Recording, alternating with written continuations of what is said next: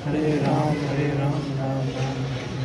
नमो विष्णुपादाय कृष्णाविष्टाय भूतले श्रीमते भक्तिवेदांत स्वामी नामिने नमस्ते सारस्वते देवे गौरवाणी प्रचारिणे निर्विशेषा शून्यवादी पश्चात्परे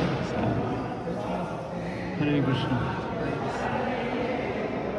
तो ये हमारी यात्रा का अंतिम पड़ाव है, इसके बाद हम वापिस आएंगे।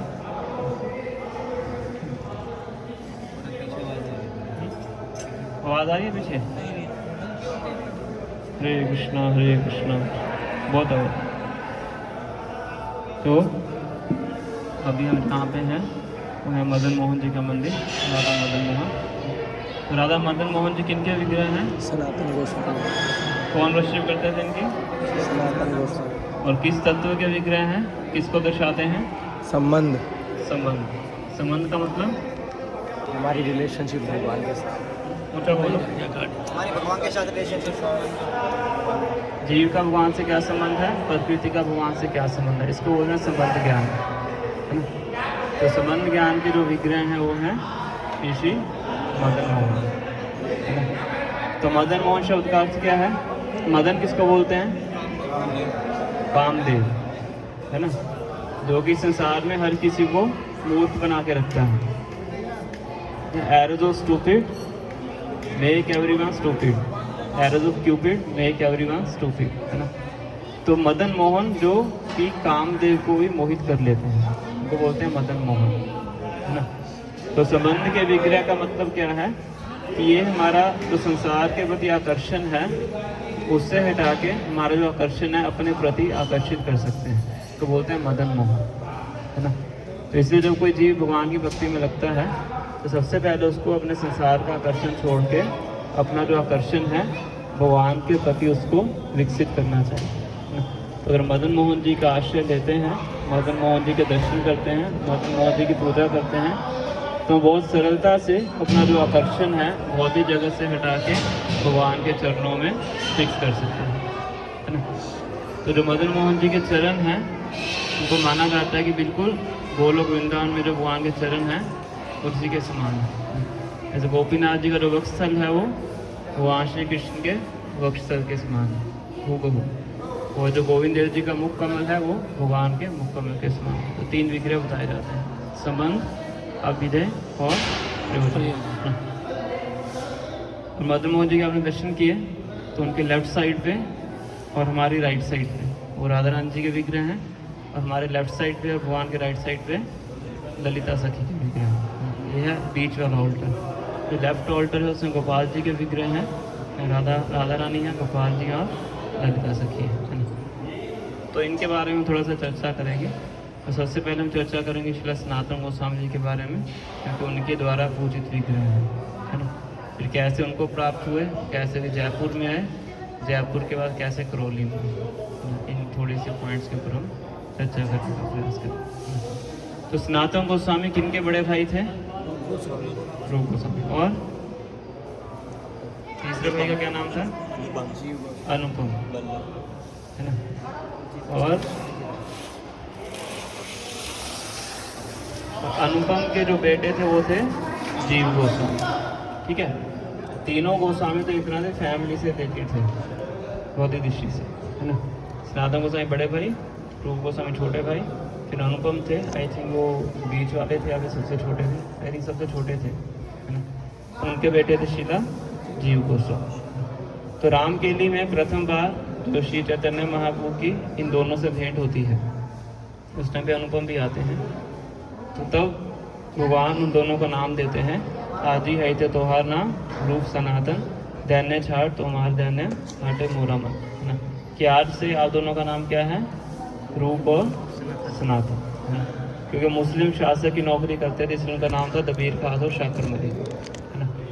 तो इस प्रकार से भेंट होती है। उसके बाद फिर रूप गोस्वामी अपने ओहदे को छोड़ के भगवान से मिलते हैं प्रयागराज में। रूप गोस्वामी फाइनेंस मिनिस्टर होते हैं और सनातन गोस्वामी प्राइम मिनिस्टर होते हैं ना।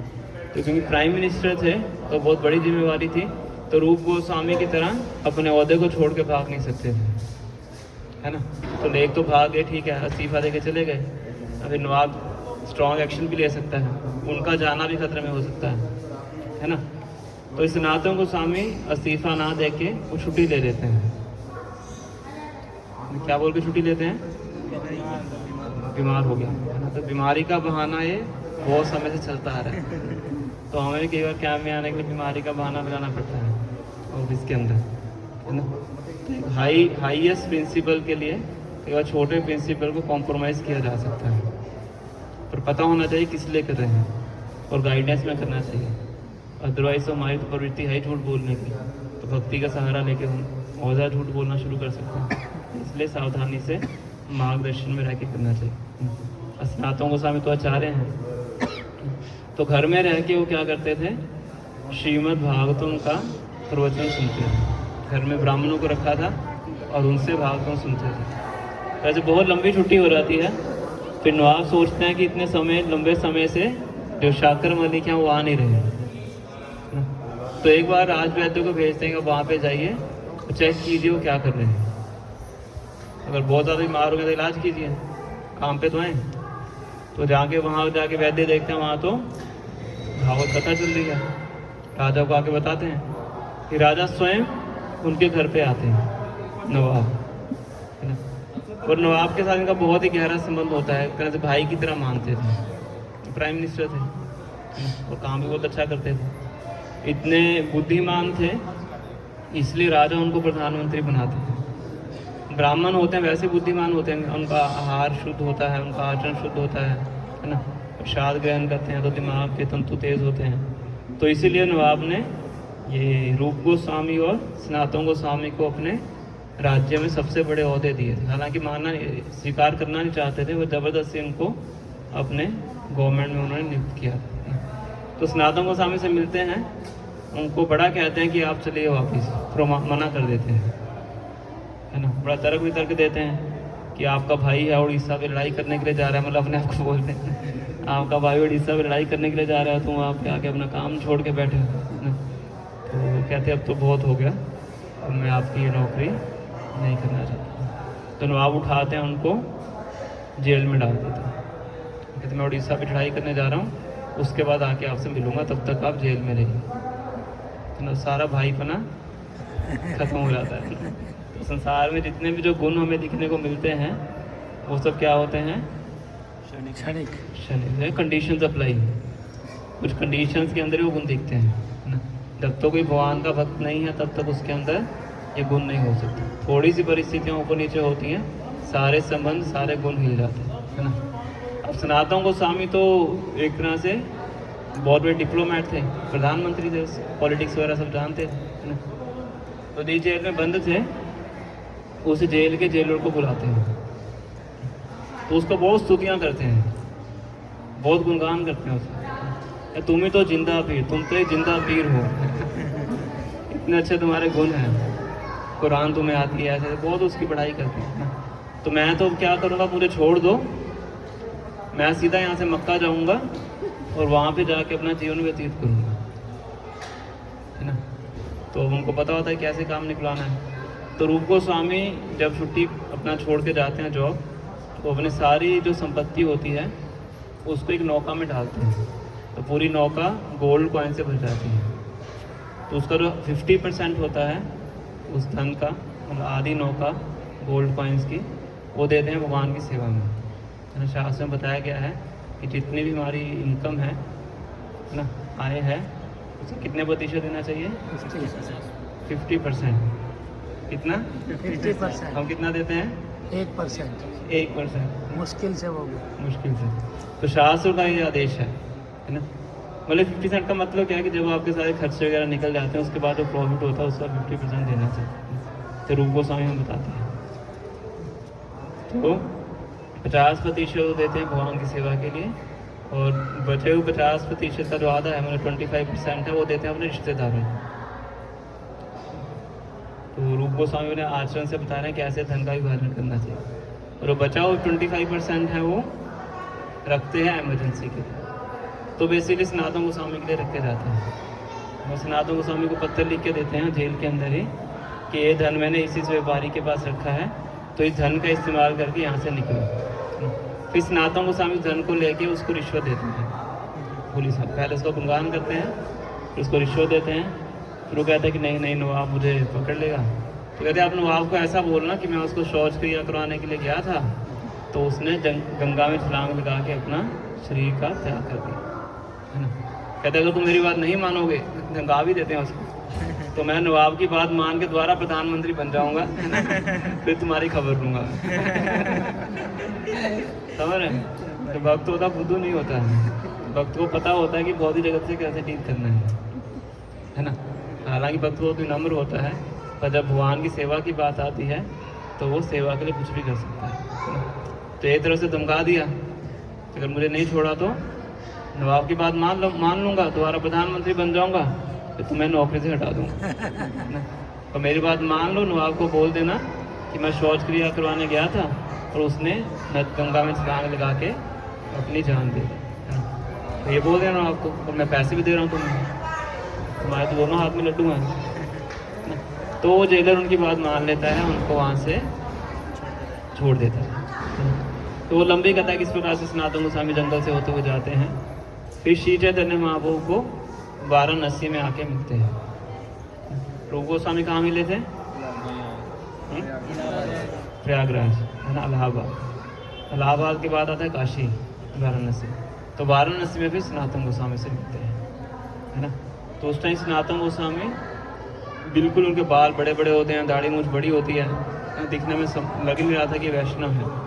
तो श्री चैतन्य महाप्रभु जहाँ पे रुके होते हैं चंद्रशेखर आचार्य के घर, तो भक्तों को बोलते हैं कि बाहर एक दरवाजे पे बहुत बड़ा वैष्णव आया है, उसको आप लेके आइए। तो बाहर जाते हैं, वापस आ जाते हैं, बाहर तो वो है ही नहीं वैष्णव, है ना। वैष्णव की वेशभूषा क्या होती है?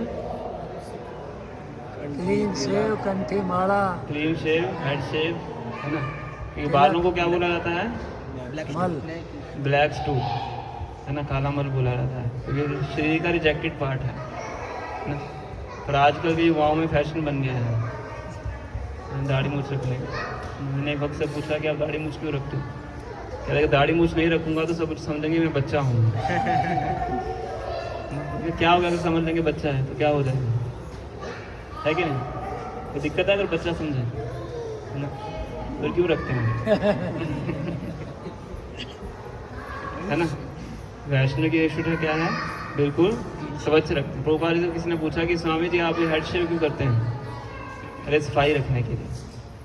बार प्रश्न पूछे थे ऐसे। एक बार रिपोर्टर ने, एक माता जी रिपोर्टर थी, उन्होंने ऐसे प्रश्न पूछा प्रभुपाद जी, उत्तर भी ऐसा देते थे, सामने वालों को निरुत्तर कर देते थे। एक ने पूछा स्वामी जी आप डंडा क्यों रखते हैं? अरे कुत्तों को भगाने के लिए। और ऐसी माता जी रिपोर्टर ने पूछा स्वामी जी आप ये सर क्यों अपना मुड़वा के रखते हैं? वो कहते it is better to have cool head and warm legs. उसने मिनी स्कर्ट पहनी हुई थी। कह रहे सर ठंडा होना चाहिए और टांगे गर्म होनी चाहिए, टांगों को कवर करके रखना चाहिए और सर को नंगा रखना चाहिए। वो बात इस तरह से उत्तर देते थे। तो ये वैष्णव की वेशभूषा है। तो जाके बताते हैं कि बाहर तो वैष्णव नहीं है, एक कोई बैठा हुआ है दरवेश। दरवेश मतलब भिखारी बैठा हुआ है। तो कहते नहीं वही है, अब उसको जाके लेके आओ। फिर वो आते हैं और भगवान उनको सीधा गले लगा देते हैं। उसी स्थिति में गले लगाते हैं, सबको पता लगता है कि यहाँ सच में सनातन गोस्वामी है ना। तो जाते हैं, वो अपना शेव वगैरह, भगवान कहते हैं कि इनको सही से करके लेके आओ। तपन ऋषि के घर में जाते हैं, शेव वगैरह करवाते हैं, फिर बिल्कुल अपने असली उसमें तरीके से वो आते हैं। तो आगे बहुत लंबी कथा है उनकी, इतना तो हम विस्तार में नहीं जाएंगे। तो फिर वहाँ से उनको महाप्रभु आदेश देते हैं कि आप यहाँ से वृंदावन जाइए। रूप गोस्वामी तो पहले जा चुके हैं, भगवान ने भेज दिया था, हमने परसों चर्चा किया था, है ना। फिर अभी सनातन गोस्वामी को वृंदावन भेजते हैं। तो एक एक करके वहाँ सबको भेजा है, 6 गोस्वामी को वहाँ पे इकट्ठा करें, है ना। तो सनातन गोस्वामी जाते हैं। एक बहुत महत्वपूर्ण घटना है, उसकी हम चर्चा करते हैं। सनातन गोस्वामी फिर कुछ ही समय के बाद, बता दें 8-9 महीने के बाद दोबारा श्री चैतन्य महाप्रभु से मिलने के लिए वृंदावन से जगन्नाथपुरी जाते हैं, है ना। और इस समय वो झारखंड के जंगलों से होते हुए जाते हैं। क्यों जाते हैं? देखना ले उनको, फिर तो उठा के ले जाएंगे वो जो शेख है ना। ये नहीं ताकि अगर समुद्र के मतलब दूसरे रास्ते से आ जाए तो पूरी मंदिर के सामने से आना पड़ता है। वो तो अलग कथा है, कोई देख लेगा तो किसी को पता नहीं है। क्योंकि जब श्री चैतन्य महाप्रभु वृंदावन गए थे तो झारखंड के रास्ते से गए थे, वो फोटो देखी आपने कि महाबू शेरों को चीतों को नचा रहे हैं, है ना। झारखंड के जंगल का दृश्य है। तो क्योंकि महाप्रभु उस जगह से आए थे तो इसलिए सनातन गोस्वामी उसी जगह से जाते हैं ये देखने के लिए कि महाप्रभु ने कहाँ पे क्या क्या लीलाएं की थी झारखंड के जंगलों में। उनके सर्वेंट से पूछते हैं, तो इसलिए वहाँ से जाते हैं उन लीला स्थलों का दर्शन करने के लिए। तो वहाँ पे जंगल में कहीं से पानी पी लेते हैं, तो गलत पानी पी लेते हैं तो उनके शरीर में बड़े फोड़े हो जाते हैं। तो इसी तरह से जगन्नाथपुरी पहुँचते हैं, तो शरीर में ऐसे फोड़ होते हैं, उसमें बस भी निकल रही थी, है ना। और जगन्नाथ मंदिर के अंदर प्रवेश नहीं कर सकते। क्यों नहीं कर सकते आप बताओ? सनातन गोस्वामी जगन्नाथ मंदिर के अंदर क्यों नहीं जा सकते? जोर से नहीं, बीमार लोग तो जाते हैं दर्शन करने।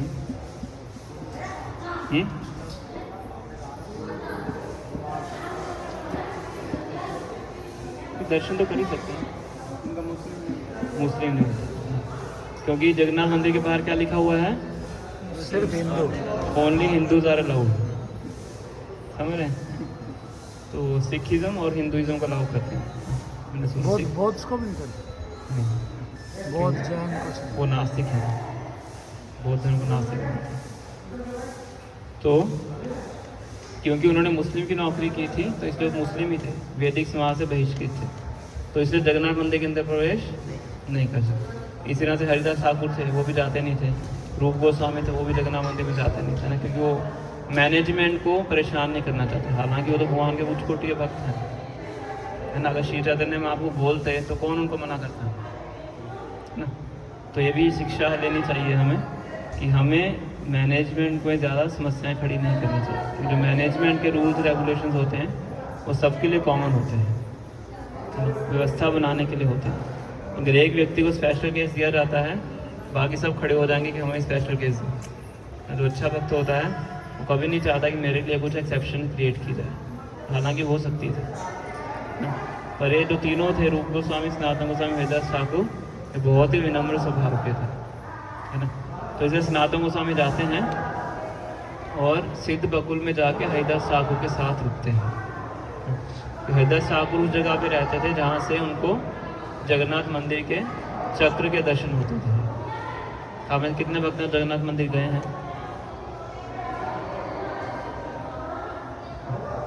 सब पुराने भक्ति हैं। तो जगन्नाथ मंदिर के ऊपर चक्र है, सुदर्शन चक्र है।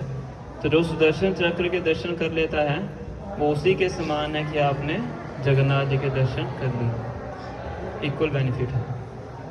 जगन्नाथ जी बहुत दयालु भगवान है, बहुत दयालु मुद्रा में है। भगवान तो हर जगह पे भगवान कृष्ण ही है, और जैसे हर व्यक्ति का अलग अलग टाइम पे अलग अलग मूड होता है, तो जगन्नाथ जी का जो मूड है वो पतित पावन का है। तो इसलिए जो सिद्ध बकुल में हरिदास ठाकुर रहते थे, सनातन गोस्वामी रहते थे, वहीं से चक्र को प्रणाम किया करते थे और वहीं पे रह के अपना भजन करते थे, है ना। तो श्री चैतन्य महाप्रभु हर रोज़ दोपहर का भगवान का महाभिषेक ग्रहण करने के बाद, मतलब ध्यान करने के बाद, वहाँ पे आके हरिदास ठाकुर से मिलते थे एवरी डे। हरिदास ठाकुर जगन्नाथ मंदिर में जाते नहीं थे, पर स्वयं जो जगन्नाथ थे वो उनको मिलने के लिए वहाँ पे आते थे। श्री चैतन्य महाप्रभु जगन्नाथ ही हैं, है ना। हम सोच सकते हैं कितने महान भक्त हैं। तो जब भी भगवान आते थे, सनातन गोस्वामी को गले लगा लेते थे। क्या करते थे? तो गले लगाने में क्या दिक्कत है?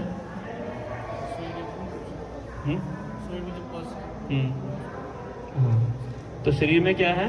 पस है। तो जब गले लगाते तो क्या होता था? पस उनके शरीर में लग जाती थी। तो एक बार हो गया, 2 बार हो गया, है ना, 3 बार हो गया। तो सनातन गोस्वामी ने सोचा कि ये तो सही नहीं है।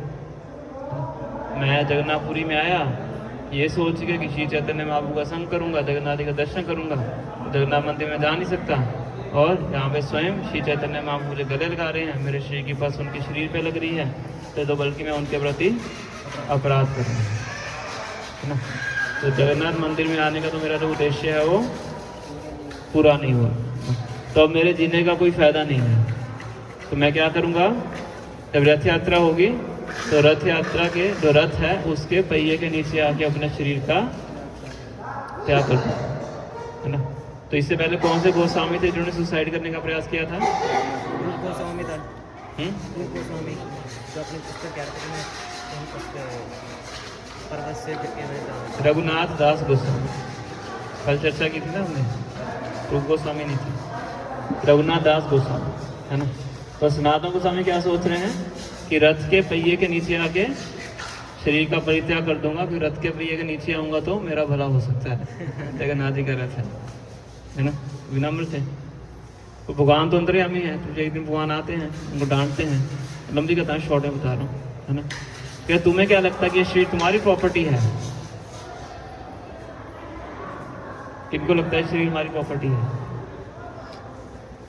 जानने से पहले तो सबको लगता था, अब पता चला है तो हमारी नहीं है प्रभु जी। जब कोई शिष्य किसी गुरु को स्वीकार करता है तो उसका शरीर गुरु की प्रॉपर्टी बन जाता है ना। दीक्षा काले शिष्य करे आत्मसमर्पण, दीक्षा के समय जो शिष्य है गुरु को पूरा सब कुछ समर्पित कर देता है। तो उसके बाद उसका जो शरीर है उसका शरीर नहीं है, किसका शरीर है? गुरु का। गुरु का शरीर।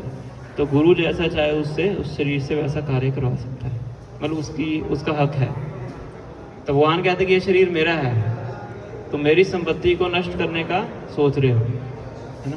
तो मुझे शरीर से बहुत बड़े बड़े कार्य करवाने हैं, तो तुम इस चीज़ के बारे में सोचना बंद कर दो। तो भगवान द्वारा फिर आलिंगन कर लेते हैं सनातन गोस्वामी को।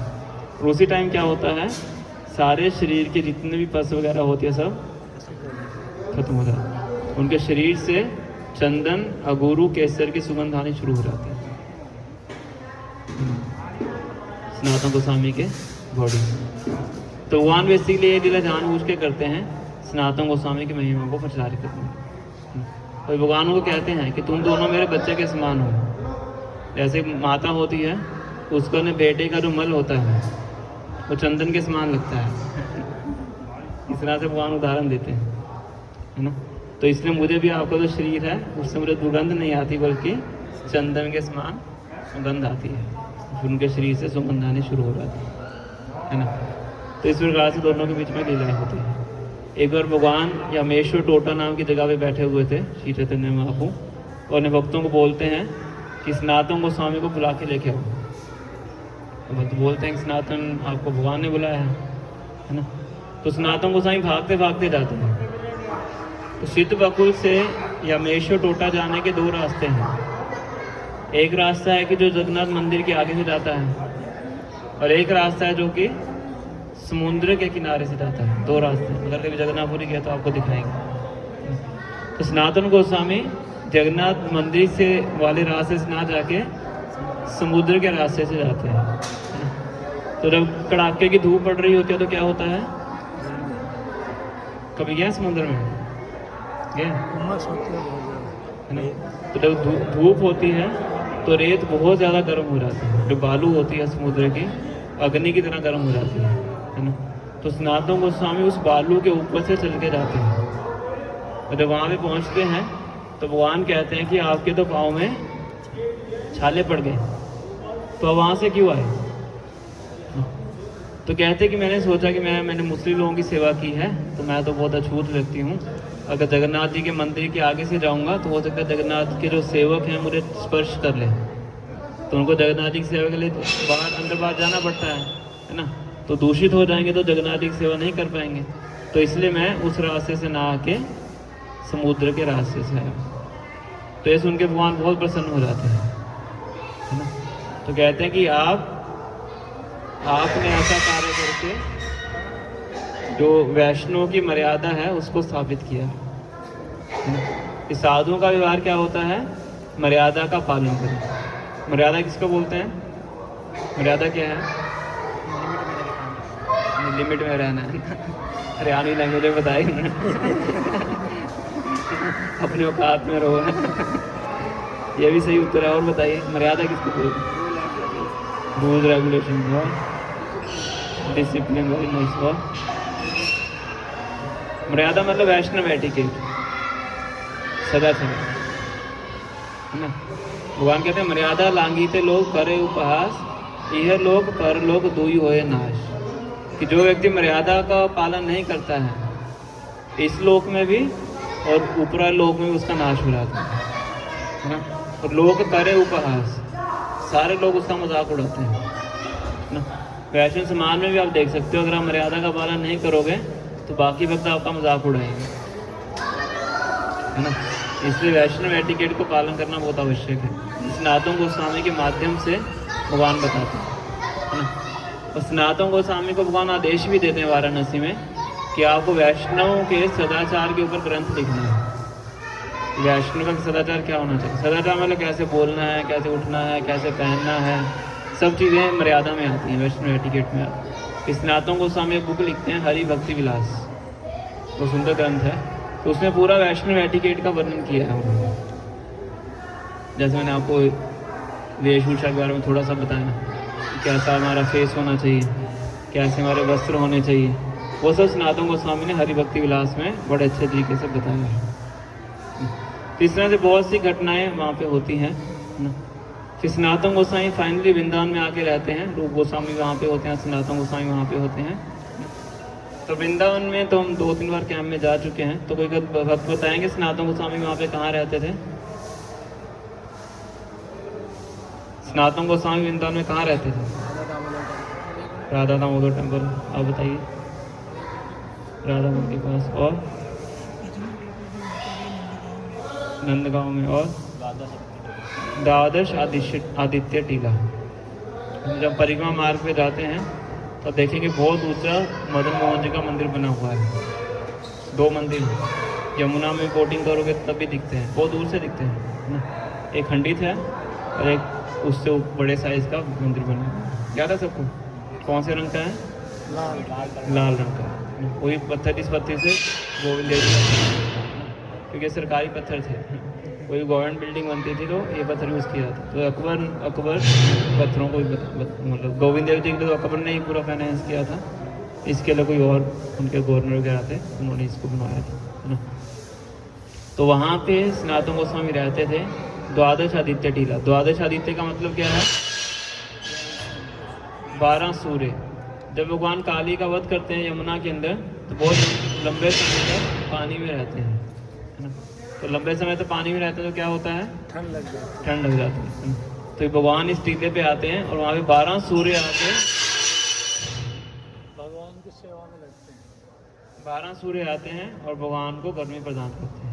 एक सूर्य से काम चलने वाला नहीं है भगवान का, तो इसलिए उसका नाम पड़ जाता है द्वादश आदित्य टीला।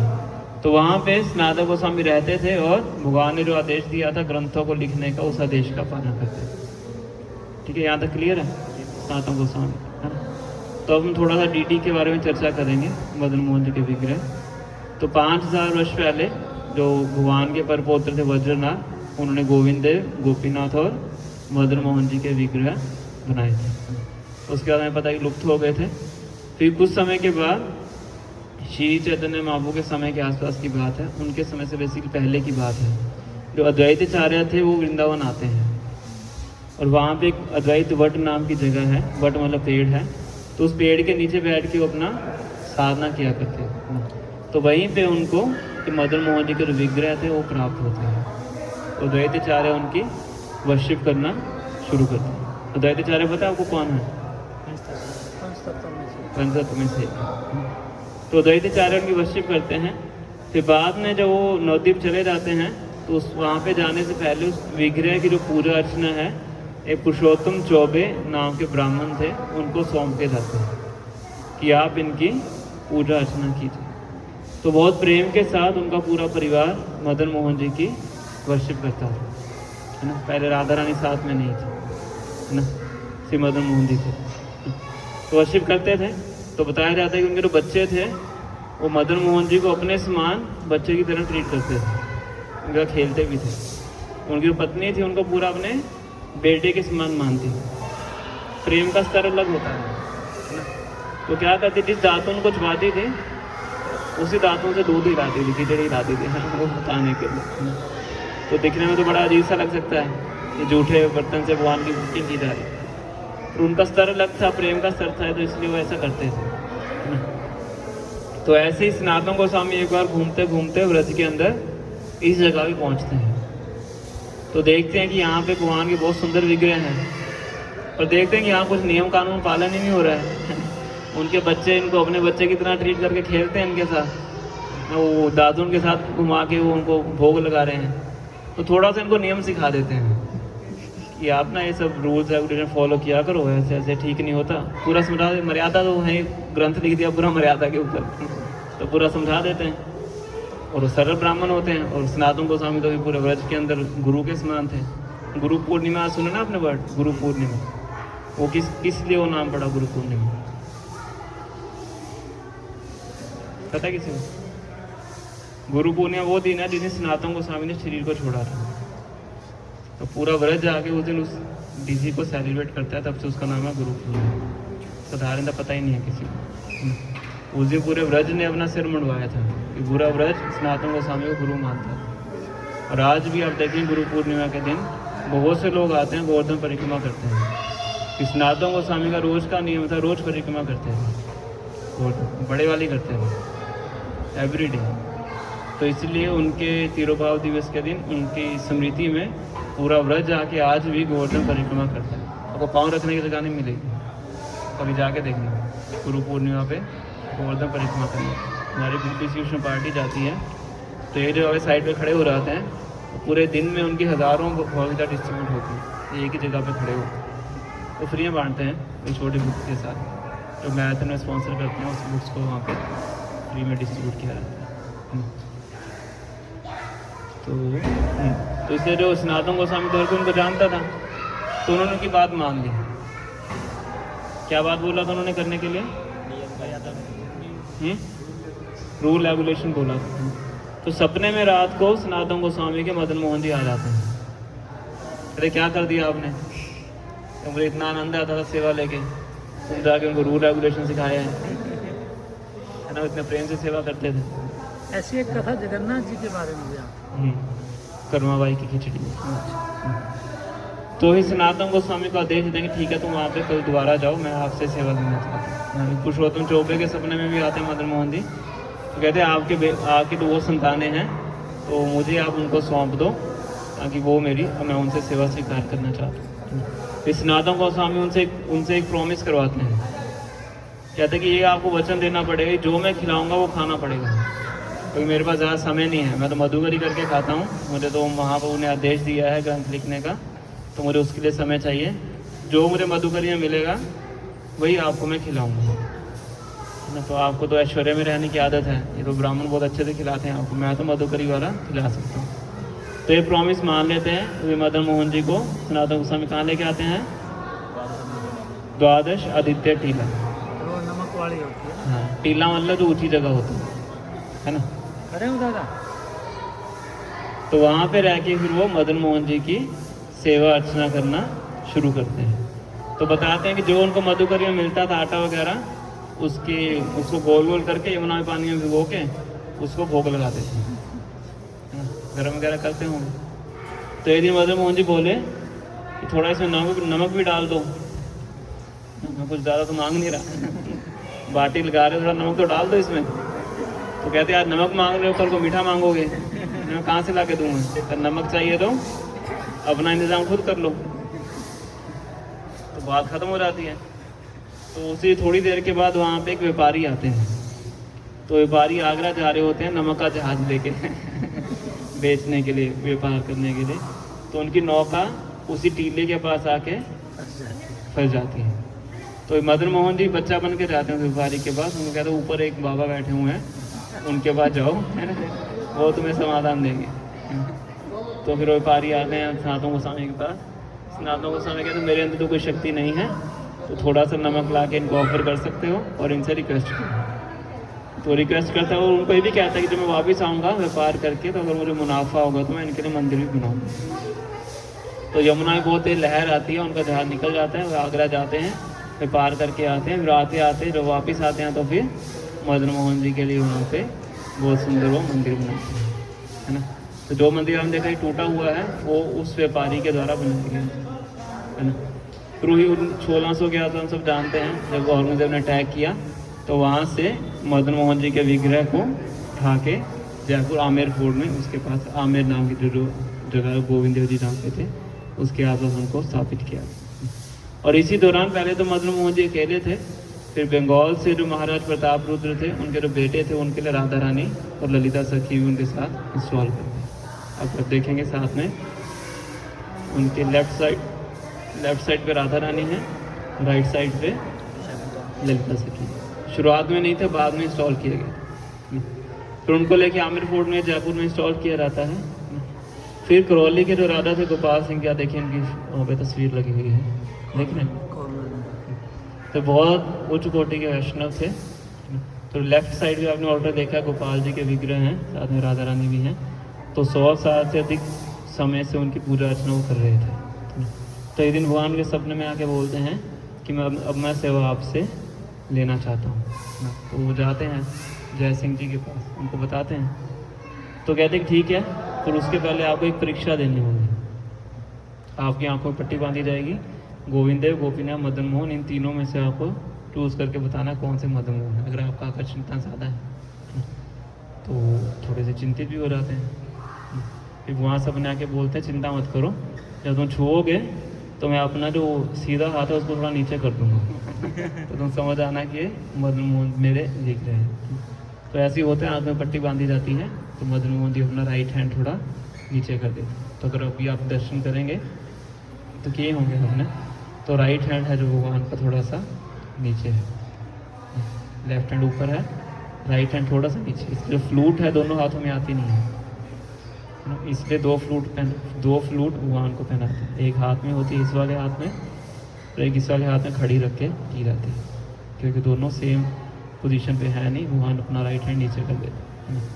फिर इसके बाद भगवान को यहाँ पे स्थापित किया। तब से यहाँ पे मदन मोहन जी की, राधा रानी और ललिता सखी की जो वर्शिप है बहुत अच्छे तरीके से यहाँ पे की जाती है।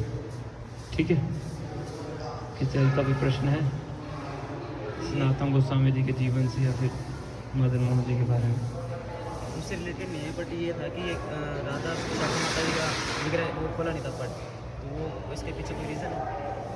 मुझे पता नहीं यहाँ पे वो विग्रह है भी कि नहीं। नहीं, इधर नहीं है, उधर है गोपाल जी और बीच में बस। हाँ वही दो यहाँ पे लिखा हुआ था ना, आई थिंक। तो मदन मोहन जी के साथ इसमें राधा रानी लिखा हुआ है, बाकी पता नहीं। ऐसे में लिखा हुआ टेम्पल तीसरा होगा तो वो खुला नहीं, पहली टेम्पल तो था। वही आनंद आई थिंक डिटेल्स है नहीं। लिखा हुआ था इसमें, राधा रानी विशाखा माता जी। वो तो साइड में साइड में क्या है, खुला नहीं। आइडिया नहीं। दो ही ऑर्डर बताते हैं, गोपाल जी का और मदन मोहन जी।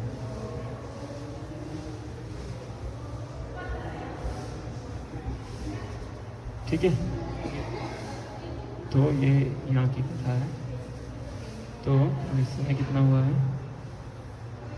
12:50 1 बज गया। 1 बजे ठीक है, तो 10 मिनट में हम आप सबका फीडबैक सेशन लेंगे। तो क्योंकि हमारे कैंप के आखिरी पड़ाव है, तो सबसे पहले आप अपने अनुभव बताइए, खास करके वो लोग जो पहली बार आए हैं। 3 दिन में कुछ ऐसा अनुभव आपको हुआ जो आप सबके साथ शेयर करना चाहते हैं? क्या परिवर्तन अपने जीवन में आप वापस जाके लाएंगे, है ना? यहाँ से क्या प्रतिज्ञा करके जाएंगे कि रेवाड़ी जाने के बाद अपने जीवन में मैं भक्तिमय जीवन में इस परिवर्तन को लाऊंगा? तो हाथ खड़ा करके आप बताइए। पहले अपना अनुभव बताइए, फिर बताइए कि क्या परिवर्तन में अपने जीवन में। हरे कृष्णा सभी को। 5 मिनट। हरे कृष्णा। सबसे पहले तो मैं अपना एक्सपीरियंस बताता हूँ। सबसे पहले मैं आपको अपना एक्सपीरियंस बताता हूँ कि मुझे बहुत सी चीज़ें नहीं सीखने को मिली है, क्योंकि मुझे पता नहीं था कि जयपुर में भी पहले गुप्त वृंदावन है। तो यहाँ पे डीटीज़ के बारे में और प्रभु जी ने गोस्वामीज़ के बारे में बताया तो बहुत अच्छा लगा। और बाकी जब कल एक वीडियो देखी थी शिल प्रभुपाद जी की, जैसा ललित चैतन्य प्रभु जी ने बताया था, बहुत अच्छा एक्सप्लेन किया था। तो उससे मैं क्या है कि अपनी लाइफ में जो 4 नियम हैं, सबसे बड़ी बात है कि सबसे प्रसाद को भोग लगा के खाना है और बाहर की चीज़ों को अवॉइड करना है। उसके बाद 16 राउंड तो मैं बहुत टाइम से कर रहा था, बट क्या था कि जैसे प्रभु जी ने मुझे बहुत बार टोका भी हुआ है तो उसको मैं और भी अच्छे से प्योरीफाई करके अपना ना ध्यान लगा के करूँगा। तो ये चीज़ें मुझे बहुत अच्छी लगी और मैं अपने साथ और भी अपने दोस्तों को या फैमिली मेम्बर को भी आगे इसमें ऐड करूँगा। Thank you. नेक्स्ट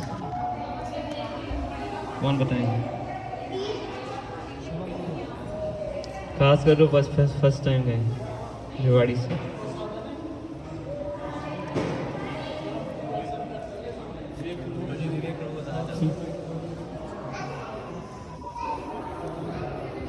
पहले तो हरे कृष्ण प्रभु जी को दंडवत प्रणाम और चैतन्य लीला प्रभु को भी मैं शुक्र अदा करना चाहूँगा कि उन्होंने मुझे आमंत्रित करा मुझे यहाँ पर। तो मेरे को भी नहीं पता था कि यहाँ पर जयपुर में इतना वैष्णव कल्चर है। मैं पहले नहीं जानता था, 2 साल पहले मैं जानता नहीं था ये भगवान श्री कृष्ण, मतलब इतना गंभीर नहीं था मैं। पर जैसे जैसे फिलॉसफी में आगे जानता गया तो इंटरेस्ट और बढ़ा। यहाँ पे आके मैंने सीखा कि मैं सत्य का संग ज़्यादा करूँगा, असत्य संग त्यागूंगा, जिससे कि मेरी चेतना में शुद्ध होगी। जितनी शुद्धि बढ़ती जाएगी उतनी मेरी भक्ति में प्रवृत्ति हो जाएगी।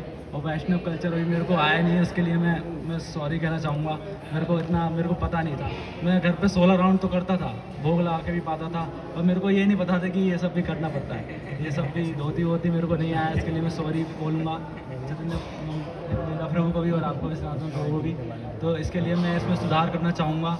और जैसे कि मेरा ये कि मैं असत्य संग त्यागूंगा और सत्य संग में वो करूँगा। हरे कृष्ण बोल।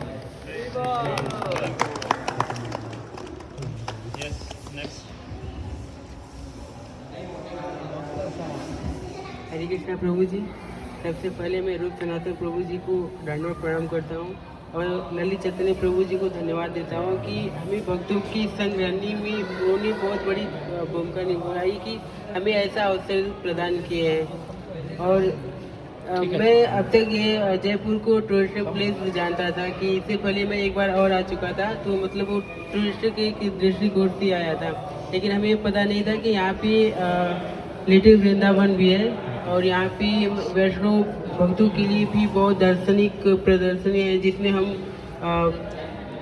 चैतन्य महाप्रभु और उनकी अपनी जो गोस्वामी हैं उन लोगों की द्वारा पूजित गए विग्रह भी यहाँ पे स्थापित किए हैं। हमारा बहुत बड़ी सौभाग्य है कि हमें उनका दर्शन करने का सौभाग्य प्राप्त हुआ, इसलिए इसके लिए मैं प्रभु जी को बहुत बहुत धन्यवाद देता हूँ। हरे कृष्ण।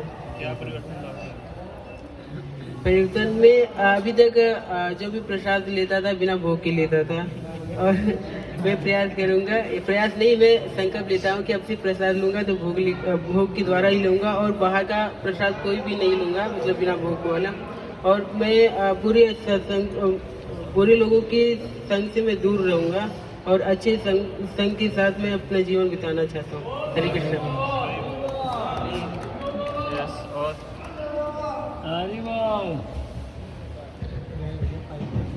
हरे कृष्णा प्रभु जी।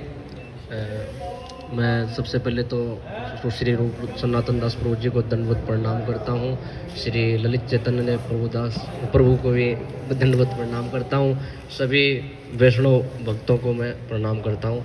मेरा एक्सपीरियंस ये रहा प्रभु जी, मैं फर्स्ट टाइम आया हूँ यहाँ जयपुर में, तो मुझे पता नहीं था। मैंने विभिन्न प्रकार के मतलब भगवान के शरणों में गया हूँ कि श्री गोविंद देव जी के टेंपल में गया हूँ, श्री गोपीनाथ जी टेंपल में गया हूँ, श्री मदन मोहन टेंपल में आज आया हूँ मैं, राधा विनोद मंदिर में गया हूँ, दामोदर दास मंदिर में भी गया हूँ। तो मुझे बहुत अच्छा लगा। और मुझे सबसे अच्छा तो ये लगा कि मुझे मतलब जो पावर ऑफ एसोसिएशन का जो बताया था लेक्चर लगा था, उसमें मेरे को बैड एसोसिएशन को छोड़ के और गुड एसोसिएशन में आना चाहिए, द यूनियन ऑफ स्ट्रेंथ। धन्यवाद प्रभु जी। हरे कृष्णा। और मैं संकल्प लेता हूँ कि मैं बैड एसोसिएशन को छोड़ दूँगा, और मैंने छोड़ भी रखा है प्रभु जी, लेकिन बहुत सी चीज़ों को मैं अवॉइड कर जाता हूँ। धीरे धीरे कंटिन्यूटी लाऊंगा मैं। हरे कृष्णा प्रभु जी।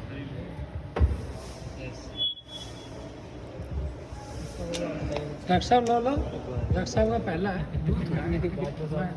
हरे कृष्ण प्रभु जी। धन्यवाद प्रणाम रूप सनातन प्रभु जी को, ललित चैतन्य प्रभु जी को। तो सबसे अच्छा एक्सपीरियंस प्रभु जी एक तो ये रहा कि जो षड गोस्वामी के ना हम नाम में हमेशा ही कन्फ्यूजन रहते थे तो हम याद भी करते थे, पढ़ते भी थे, बट फिर भूल जाते थे, उनके विग्रह का नहीं पता लगता था। बट प्रभु जी ने मतलब ऐसे स्टेप बाय स्टेप जहाँ पे अर्च विग्रह है वहीं पे जाके बताया, तो एज इट इज़ हमको याद हो रहा है, मतलब पता लगा अच्छे से, ताकि हम भूलेंगे नहीं हम। तो ये बहुत बड़ी बात लगी, मतलब अच्छा लगा। अब संकल्प प्रभु जी मेरा ये है कि मैं रीडिंग्स में थोड़ा और ध्यान अच्छे से दूँगा, बुक रीडिंग्स में, और 16 माला का जप वैसे करता हूँ, बट और अच्छे से मतलब ध्यानपूर्वक करना है प्रश्न। हरे कृष्ण प्रभु जी।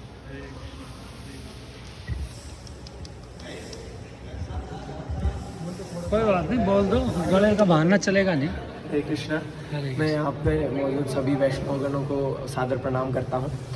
पहली चीज़ जो मैं अब सबके साथ साझा करना चाहता हूँ वो यह है कि बचपन से हम जर्नली देखते आ रहे हैं, कहीं पे भी मंदिर में जाते थे तो जर्नल बस ये पता था कि ये भगवान श्री कृष्ण का मंदिर है, और बस उसके बारे में हमें ज़्यादा ज्ञान या नॉलेज नहीं होती थी। पर यहाँ पे मैं पहली बार कैंप में आया वृंदावन, फिर डीटीज़ के बारे में पता चला।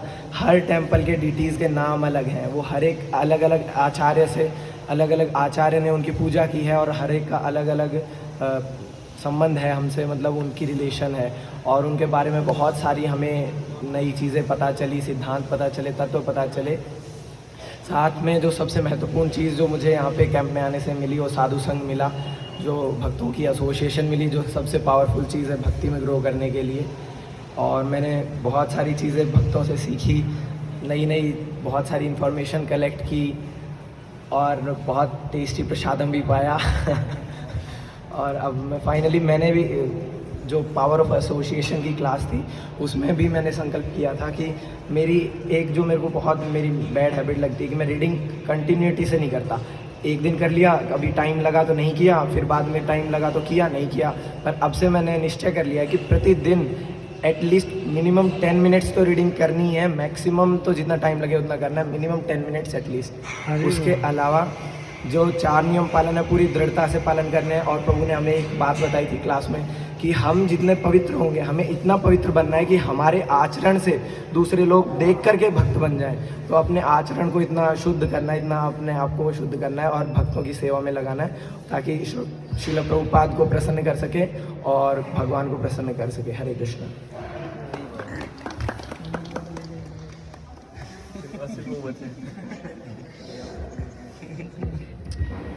हरे कृष्णा सबको। प्रभु सनातन प्रभु को धन्यवाद प्रणाम, ललित चेतन प्रभु को धन्यवाद प्रणाम। मेरा तो सबसे पहले जाना नहीं था कि जयपुर गुप्त वृंदावन है, पहले मैं जानता हूँ कि जयपुर गुप्त वृंदावन है। सबसे पहले गोविंद जी की, राधा गोविंद की मैंने नाम सुना, यहाँ पर डीटी है, और फिर राधा मदन मोहन जी का डीटी है, फिर यहाँ पर गोपीनाथ जी का डीटी है। गोपीनाथ जी घोड़ी पहनता है, मुझे पता नहीं था, मैंने देखा घोड़ी पहना है गोपीनाथ जी। और सबसे तो रोहन प्रभु को बहुत धन्यवाद प्रसाद देने के लिए, सेवा के लिए। धन्यवाद प्रभु जी का, मेरे को सेवा मिली थी, बस मैं सेवा कर रहा था। मैं संकल्प करता हूँ मैं भी अच्छे से एसोसिएट करूँगा, गुड एसोसिएट, मतलब भक्त के संग करूँगा अच्छे से, और नाम पे जोड़ दूँगा अच्छे से, और बस सही फॉर रेगुलर पर्सन पालन करूँगा अच्छा से। हरे कृष्ण। हरे कृष्ण। और कोई बात कुछ शेयर करना चाहें? बस मुझे दिल्ली बाकी से सब हैं। पुराना ही। इनके भी अनुभव होंगे, हालांकि तो काफ़ी बार आ चुके हैं, पर हर बार हमारी नई नई अनुभूतियाँ होती हैं। कोई अगर शेयर करना चाहते हैं इन चारों में से। मुझे मतलब ऐसा कुछ अनुभूति नहीं है, थोड़ा सा मतलब जस्ट थोड़े डाउट था, कुछ डाउट क्लियर करना चाह रहा था थोड़ा सा, कि एक्चुअली भक्ति में कुछ समय के बाद आने के बाद कुछ जो एक उत्साह होता है ना भक्ति में, ख़त्म तो नहीं कहूँगा, थोड़ा कम होता जाता है। उस उत्साह को बनाने के लिए क्या करना चाहिए? जैसे हम कैंप में आते हैं तो उत्साह थोड़ा सा होता है, फिर घर जाते हैं कुछ टाइम तक उत्साह रहता है, फिर एज इट इज़ हो जाता है। बैड एसोसिएशन में चले जाते हैं ना।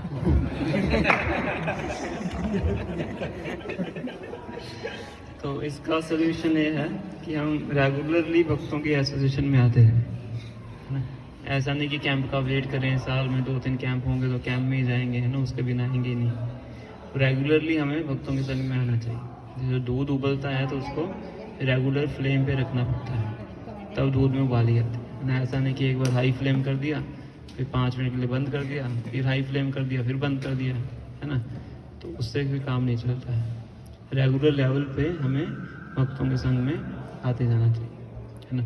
अगर 7 दिन हमारे फ्री नहीं है तो एटलीस्ट 7 में से 1 दिन तो आए मंदिर, है ना। वो पूरा 1 दिन मंदिर में स्पेंड करें, सेवा करें, साधना करें, मॉर्निंग प्रोग्राम करें, है ना, अच्छे श्रवण करें, वहाँ बैठ के रीडिंग करें, अपने फ्रेंड्स से मिलें, भक्तों से मिलें, सीनियर डिवोटी से मिलें, तो इससे हमारा रेगुलर संग होता है। जब रेगुलर हम फ्लेम पे रहेंगे, संग में रहेंगे, तो फिर वो उत्साह बना रहता है। भौतिक जगत में तो भौतिक जगत की प्रवृत्ति है कि जो भी चीज़ ऊपर जाता है उसको नीचे खींचती है, लॉ ऑफ ग्रेविटेशन है। इस प्रकार से जब भी अपनी चेतना को उत्कृष्ट करोगे, ये भौतिक जगत हमें चेतना को नीचे लाने का ही प्रयास करता है। तब तक हम परिपक्व अवस्था में नहीं पहुंच जाते, है ना। जब तक उस स्टेज पे नहीं पहुंच जाते हैं, साधना भक्ति स्तर पे हैं, तब तक हमें कॉन्स्टेंटली भक्तों के संग में रहना चाहिए। वही एक तरीका है उत्साह मेंटेन करने का। क्या कहते थे, ऑलवेज बी एंथुजियास्टिक। अगर एंथुजियाज्म नहीं भी आ रही है तभी भी एंथुजियास्टिक रहिए, और विकल्प नहीं है आपके पास, जगत ही ऐसा है ना। तो अपने आप को उत्साहित रखना भी हमारी खुद की जिम्मेवारी है। ऐसा नहीं कोई घर पे आके उत्साहित करे, अपने आप को उत्साहित खुद ही रखना पड़ता है। इसलिए वो उपाधि किताबें दी हैं, उपाधि के रिकॉर्डेड लेक्चर्स हैं, साधना भक्ति के हैं, भक्तों का संघ है, उसका लाभ उठाना चाहिए। एंथुसियास्टिक मतलब उत्साह, है ना। तो वही एक तरीका है, कॉन्स्टेंटली भक्तों के संग में। ठीक है, तो हम यहाँ पे सबका धन्यवाद देना चाहेंगे। कुछ भक्त बड़े मुश्किल से समय निकाल के आए हैं, कुछ भक्त कल शाम को चले भी गए थे, 2 दिन के लिए आए थे। कुछ का प्लानिंग था पर जिस दिन आना था उसी दिन का कैंसिल हो गया, कुछ को घर वालों ने रोक लिया, कोई बीमार पड़ गया, तो क्योंकि आने के लिए काफ़ी परिश्रम करना पड़ता है। तो आप सबको धन्यवाद है। और बाकी जो जिन जिन भक्तों ने सेवाएं की हैं, गरीब चैतन्य प्रभु ने काफ़ी मैनेजमेंट किया है, पहले भी आ चुके हैं, एडवांस टीम में आए थे, आर्यन प्रभु और ललित चैतन्य प्रभु आए थे, जगत गुरु आश्रम में ही दोनों देख के गए थे, है ना। प्रणय प्रभु हैं, रंजीत प्रभु हैं, रोहन प्रभु हैं, हरीश प्रभु हैं, दिल्ली से हैं। तो इनकी भी इच्छा थी कि हमें जाने की, और उन्होंने काफ़ी सेवाएं भी की। इन्होंने एसेट मैनेजमेंट किया, उन्होंने प्रसादन का देखा, उन्होंने एकोमोडेशन का देखा, ये प्रसादन सब में देखते थे। मतलब बस सभी डिवोटीज के लिए हम धन्यवाद देंगे। एक बार हरे कृष्णा हरे कृष्णा कृष्णा कृष्णा हरे हरे, हरे राम राम राम हरे हरे। तो ऐसे जब भी हमें ऐसे मौके प्राप्त हों, खासकर कैंप्स वगैरह के मौके प्राप्त हों, तो निश्चित रूप से इनका लाभ उठाने का लाभ उठाने का प्रयास करना चाहिए, है ना। जैसे वो बम्पर ऑफर होता है ना, बम्पर ऑफर, तो भक्तों के संघ का बम्पर ऑफर है।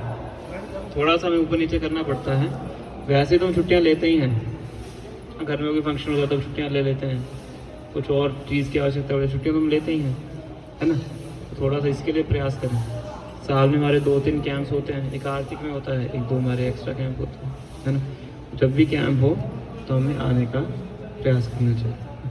तो इन 3 दिनों में हमारी इतनी प्रगति हो जाती है जिसको करने में हमें वहाँ पे समय लगता है ना। भक्तों के संग में रहेंगे, कुछ का धोती कुर्ता पहनना ही भक्तों के संग में आके सीखते हैं, कैंप में ही सीखते हैं कुछ भक्तों, तिलक लगाना, धोती कुर्ता पहनना, है ना। घर में तो अगर आते हैं तो मैं भी 2 घंटे के लिए पहनते हैं क्लास में बैठने के लिए। यहाँ पे आके आपको पता लगता है कि हाँ 24 घंटे भी धोती कुर्ता पहना जा सकता है ना, समझ रहे।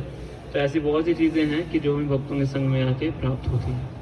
जैसे कभी मौका मिले तो हमें इन कैंप्स में आने का प्रयास करना चाहिए, ठीक है। अगला कैंप हमारा कार्तिक में आएगा, वृंदावन। चलोगे?